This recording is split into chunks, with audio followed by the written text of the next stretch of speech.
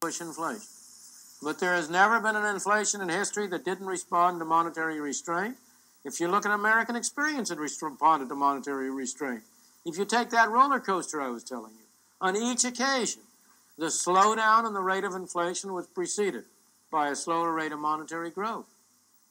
And you have much more dramatic examples of that. Most dramatic example from American history of how inflation responds to monetary restraint was one that was once dug up by a student of mine when he was writing a dissertation on inflation in the Confederacy during the Civil War. And in the later parts of that war, you know, the South financed the war almost entirely by printing press money. And the rate of inflation during the Civil War in the South, I don't know, got up to something like 4 or 5% a month or more. But at one point in the later part of the war, the Northern Army overran the place in the South where they were printing money. And for 2 weeks, the printing presses couldn't operate. And lo and behold, within 2 weeks, the inflation stopped. And you've got many, many examples like that. So that what you can say to people is they're kidding themselves. Whoa, stop. What is going on here? Well, what you're looking at is a plummeted price of AutoZone stock in just a matter of an hour or two when it went up pre-market from 710 and fell later in the day all the way to 596. Why should you care? By utilizing a very simple option strategy, we were able to turn every $1,000 of investment from 9:30 in the morning till 10:45 a.m. into an excess of $10,000. That's right, literally a $10,000 investment produced in excess of $100,000 in gains. The crazy truth about stocks and options trading: most of the fortunes were created when stocks fall. So if you're not utilizing this crazy strategy, you're definitely missing out on thousands of dollars and you're leaving that money on the table for somebody else. Look, these are the facts. Just think about it. Stocks drop actually much, much faster than it takes them to climb higher. So just take a look. There's your AZO graph right here. It took it a month, 2 months to get from this 580 level all the way to about 700. And look how fast it dropped just in one day. Now, how do we know that this had a potential to happen? Look, it has a history of doing these things at the same level at around 700. It did it last time during the earnings report. So you don't have to be a rocket science. You just got to know which stocks, when to take action, and you got to know how to find the stocks. Has it ever occurred to you that every day when the market goes higher, there's plenty of stocks that actually drop? Because if every day some stocks did not drop, then the market would go to the moon, just like Bitcoin, right? The reality of life, everything that goes up must come down. Look at the housing bubble in 2008. Bitcoin prices, when nobody believed, we put a recommendation at 18,800 to short Bitcoin. In other words, to make money when it falls. The bottom line is this: you don't need a market crash for you to actually profit on stocks falling. The opportunities are there every single day. You just got to know where to look for. If you grasp the simple idea that stocks fall much faster than they go up, you will be able to become a much more effective and efficient stock or options trader. Okay, hold on. So what you're saying is while everybody's chasing the stocks on the way higher, the real money is actually made when stocks drop. Yes, that's exactly what I'm saying. If you'd like to learn more about this fascinating and yet such a simple strategy, I invite you to go behind the scenes with me where I will reveal to you how I turned 12,000 into 466,000 in less than 7 hours trading options with this strategy. And I know this sounds crazy, but I actually did it. And I want to share with you all the specifics, all the details of how I was able to accomplish that. So if you'd like to become a better trader, take action now. Click the link on the button below. Life is too short. Don't waste another minute. Today is your day.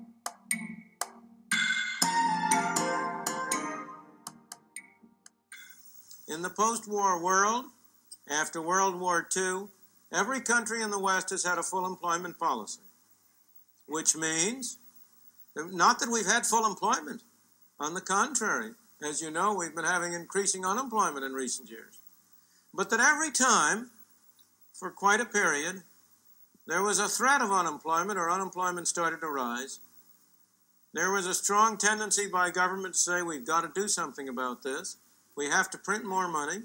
We have to spend more money. We have to stimulate the economy.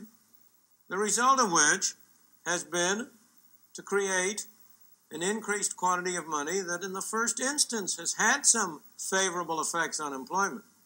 but only temporarily, only so long as you could fool the people. And then, when people got on to what was going on, it came out in the form of inflation. In the United States, we've also had, and in most countries, a third, less important factor that has contributed to excessive increases in the quantity of money. And that has been mistaken policies by the central bank. Professor Segan referred to the mistake of the Federal Reserve Bank in the late 20s, early 30s. From 1929 to 1933, the quantity of money in the United States went down by a third. And that was a major factor that produced the catastrophe. That was a great mistake of the Federal Reserve. It learned from that mistake. Government agencies, like people, don't always make the same mistake the next time. They make a different one. And since that period, the central banks have tended to make the mistake in the opposite direction. Their mistake has almost always been caused by confusing their function, by thinking that they had something to do with interest rates, instead of recognizing that their real function was to control the quantity of money. What about international influences? The government is particularly fond of citing this, to say, oh, well, you mustn't blame us for inflation. We've imported it from abroad. There's a worldwide inflation, and how can you expect the United States to stay clear of inflation if all the rest of the countries of the world are inflated? Now, that was a valid explanation before 1971, when we had a worldwide system of fixed exchange rates. In that case, it is true that inflation in one country would tend to spill over into another because it would influence the quantity of money. In that case, it was inflation in America that produced in the United States that produced inflation in many countries around the world, because their currencies were linked through a fixed exchange rate with ours. But today, that explanation is not valid. As long as countries have variable, floating, flexible exchange rates between their currencies, inflation is a national phenomenon and not an international phenomenon. And the proof of that is very simple. If inflation is a worldwide phenomenon, inflation is a worldwide phenomenon, but it's not an international phenomenon. You know, in every country of the world, you have too high taxes. But high taxation is not an international phenomenon. It's just that all the nations of the world do it at the same time. In the same way, you have inflation in many countries. But if it were an international phenomenon, how come it's roughly 0 to 1% in Switzerland, 4 to 5 or 6% in Germany, 10% in France, 18% in Great Britain, maybe higher than that in Italy, and so on down the line? No, inflation is a national phenomenon produced by monetary policy and other policies within the countries. Now, so much for the cause of inflation. It's very easy to say what the cure is. There's no problem how to stop inflation. That's the easiest thing in the world to say. In order to stop inflation, you have to have the government spend less and print less. That's the only way you're going to stop inflation. That's the one and only cure. But you know, the real problem isn't to know how to cure inflation. The real problem is to have the political will to do so. Some years ago, my physician told me about a young man who was a patient of his who had a debilitating disease, as a result of which his fingers were threatening to fall off, his toes were threatening to fall off. And my physician said, you know, that young man could be cured in no time. The only thing he has to do to be cured is to stop smoking. But I cannot in any way bring him to stop smoking. He refuses to do it. Now, the disease was curable in one sense, but it was not easy to do it. An analogy that in some ways is much closer to the problem of inflation. It's a very literal analogy, but also something of a medical analogy, is alcoholism. The thing about alcoholism is that when you go out on a toot, the good effects come first, and the bad effects only come the next morning when you have the hangover. Now that's exactly the way it is with inflation. When you start inflating, the good effects come first. After all, the government's printing money. Everybody thinks he's richer. He's got all these pieces of paper. And initially, it does have that effect. It makes business good. It expands output. It's only after a while, when it works its way through to inflation, that the bad effects come later, and you then have inflation. Similarly, on the other side, the great problem in curing an alcoholic is that the bad effects come first and the good effects come later when you try to cure it. If a man who has been subject to a craving for alcohol goes off the wagon, it's terrible. He's got a terrible time getting rid of his craving. But if he once can succeed in doing so, everything will be fine. It's exactly the same thing with inflation. If you succeed in slowing down inflation, you will initially have some very difficult times. Just as inflating stimulates the economy temporarily, so slowing down inflation slows down the economy temporarily. When most people say they want to stop inflation, what they mean is that they want the prices of the things they buy to go down and the prices of the things they sell to go up. But since what one man sells is what another man buys, that's a neat trick if you can do it. And as a result, people aren't really serious when they say they want to stop inflation.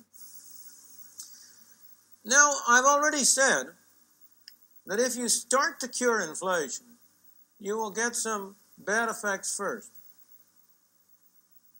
Let me emphasize that those bad effects are not themselves a cure. They are side effects of a cure.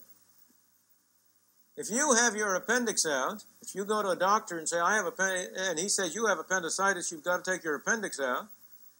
But after your appendix is out, you'll have to stay in bed. It used to be 2 weeks, now it's 10 minutes. But you'll have to stay in bed for a little bit. And you say to him, well, you know, I think I'll just stay in bed and not have the operation. That isn't going to cure you. And in the same way, unemployment is not a cure for inflation. I can tell you 100 ways to create unemployment that will produce more inflation, not less. I may say that used to be a proposition that people found it difficult to understand. But the experience of the past 10 years or so has done a great deal to make people understand that it's perfectly possible to have unemployment and inflation go along simultaneously. In fact, we've coined some ugly new words like stagflation and slumpflation to try to explain this phenomenon. Or I shouldn't say to explain it, to name it. So unemployment is not a cure for inflation, but it is an almost inevitable side effect of an effective cure. Now, why should that be? Why is it that there seems to be no way to cure inflation without going through at least a temporary period of relatively slow growth and relatively high unemployment? The answer is, fundamentally, because of the time delays between the turning of the printing press and the ultimate effects on output and on prices. Both ways you produce the same result. Look on the upgrade. Suppose the government first prints money and spends it to pay for its expenses. To begin with, the people who find themselves doing better business don't know what the explanation is. Government is paying more money. Its employees have better salaries. They're coming to the store and buying more goods. The storekeeper is delighted to sell them at the same prices as before. Each man thinks this is something special happening to him. The shoe manufacturer says, look, I can sell more shoes. The demand for shoes is going up. He doesn't recognize that what's really happening is the demand is going up everywhere. And then not only is the demand for shoes going up, but he's going to have to pay more to get labor. He's going to have to pay more to get leather. He's going to have to pay more to produce his product. But when that shows up, when after a while he finds out that his costs are up, then he suddenly discovers that he has to raise his prices to make both ends meet. And that's why, on the average in the United States over the past 100 years, an increase in the quantity of money has taken about 5 or 6 months to affect people's spending. The first thing that happened is people just have bigger bank accounts. Then it takes them a little while to realize that, and they start spending it. And then it's another 12 to 18 months before that works through into prices. So on the average, over the past 100 years, and in Britain it's been for 200 years, I say 100 years because that's as far back as our data go in the United States, there's been about a 2-year interval between a more rapid increase in the quantity of money on the one hand and the inflationary effects of it on the other. But the same thing happens the other way. If the government slows down its spending, in the first instance, people simply experience that as slower demand for their products, and they tend to retrench. They tend to say, well, my inventories are going up, I better cut back production.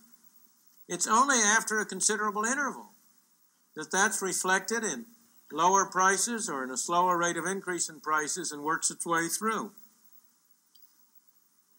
So there is no way that I know to avoid the interim effect of slowing down inflation. In the long run, there is no relation between inflation and unemployment. On the average, suppose a country gets accustomed to 10% inflation. That's perfectly livable. That's something people can get along with. What will happen? Everybody will know that it's going on. All wages will automatically tend to go up by 10% more a year than they otherwise would. All prices will tend to go up by 10% more. Instead of interest rates being 5%, they will be 15%. Everything will get adjusted to it. And we have a great deal of evidence that the average rate of inflation over a period of time has no relationship at all with the average rate of growth or the average level of unemployment. The thing is that only surprises matter. It isn't inflation that produces a stimulus. It's only higher inflation than you expected. It's only the surprise.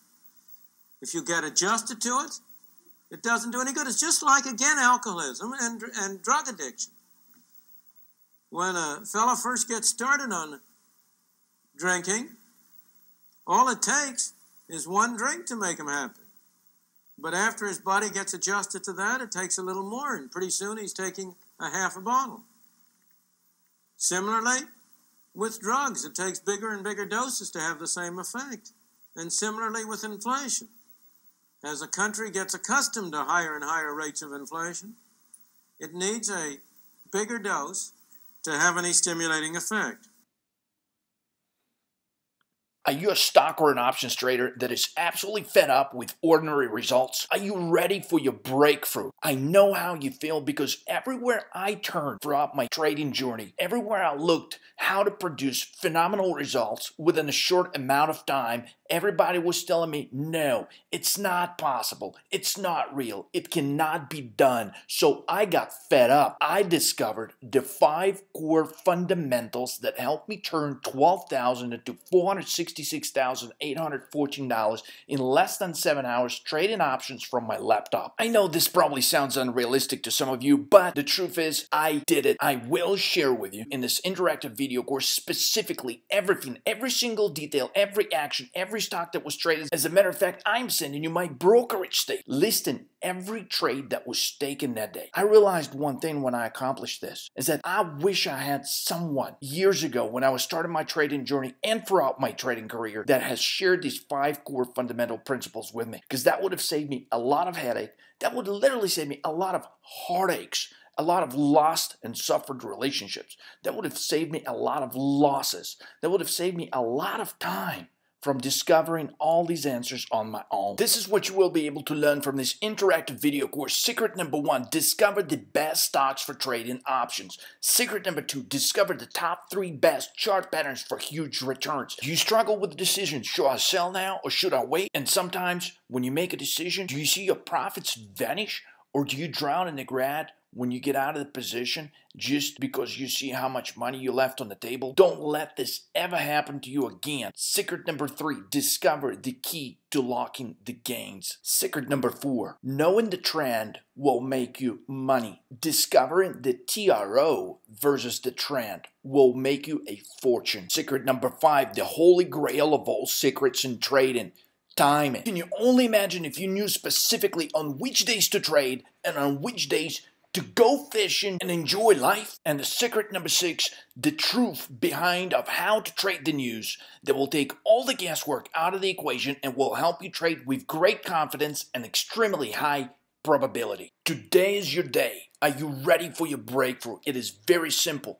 Go to marketcrash.money/500K. Click this big orange button and say, yes, set me free. Take action now.